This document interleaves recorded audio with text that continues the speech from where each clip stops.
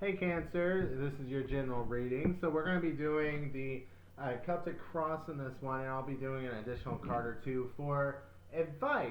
So this is a general reading, like I said. So if your sun doesn't resonate, you can always check your moon, rising, Mercury, Mars, Venus. I find that some readers end up getting my Mars or other placements. So feel free to see where I resonate for you.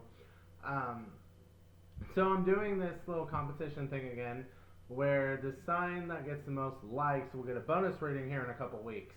So if you like this video, if it resonated, give me a like, give a comment, let me know. That way you have a chance to win an extra reading, right? So, anyways, was there anything else I needed to say? Oh, about it being a general reading, um, you know, take what resonates, leave what doesn't. Don't force anything. And I think that's basically it. So let's just go ahead and get into this reading. Okay, so the major arcana in the first position for the situation, basically, for you is the Empress. So that's Venus energy, Taurus, and Libra.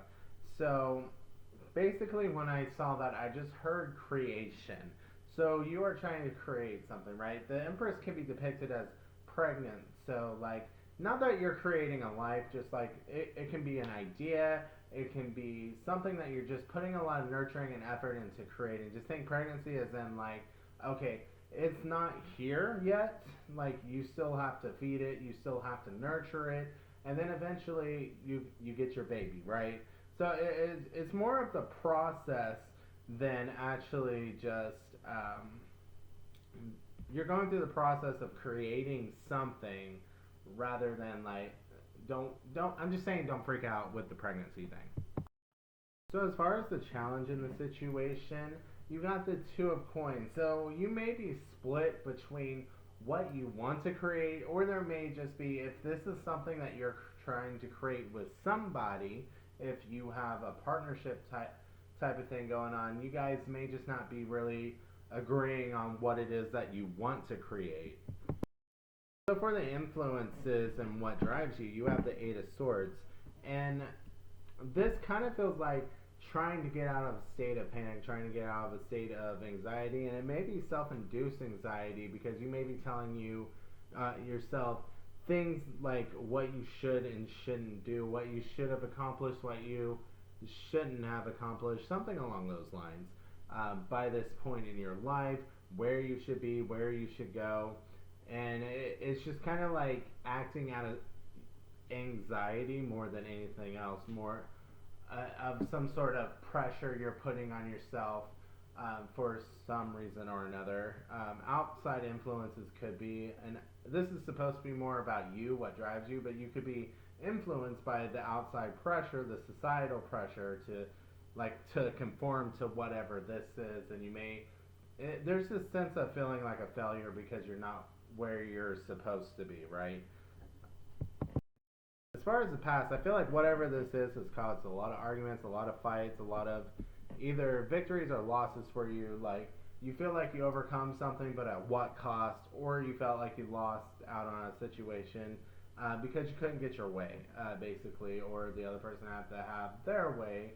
Maybe you realized that you were too compromising and you would never get your way. There's something here about, and of course, this being general, it can be different for different people. It's just a lot of fighting.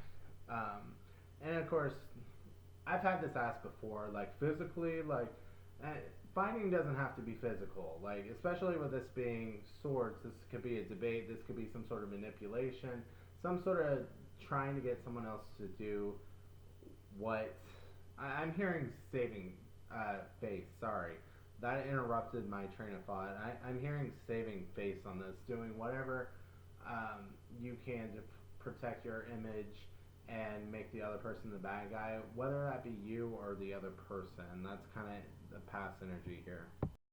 So as far as the goals, we have the Knight of Wands. So it's to be really focused and passionate about where you're going and what you want to create. And I was kind of thinking about how the Knight of Wands can be a Leo card, and Leo can be associated with the fifth house, which is like creation, creativity, children, and all that. So, I mean, this could be about you wanting kids and someone else not wanting kids. That could be the conflict.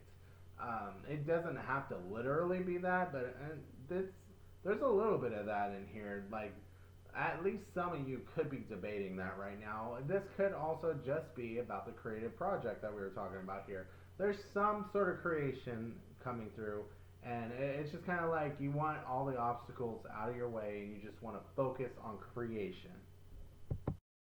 Near future, we got the Ace of Swords, air energy. You may find a solution for all of this. You may just get clarity for the situation where, like right now, you're like I said, it's kind of like living out of anxiety. Something it's like an aha moment, like the light bulb moment, like just finally seeing things clearly. So if you're not alone and independent, which this kind of seems like there's someone you're working on or working with, the approach to this current situation kind of seems selfish. Um, Kind of just seems like I want to get what I want, come along and walk my path with me type of energy. Not really, it's really focused on yourself and your goals and what you want, which isn't necessarily a bad thing, but there's kind of this energy of like trying to force someone to hold your hand and walk your path with you. So for the environment or outer influences, we have the Queen of Cups, which is a Cancer card. But when I looked at it, I heard the mother. So you may have some sort of parent.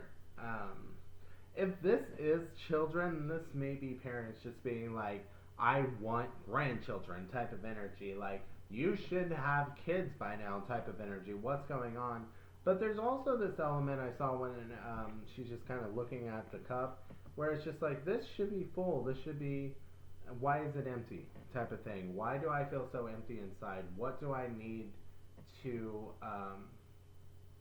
why don't I have what everyone else has? Why am I not happy type of energy?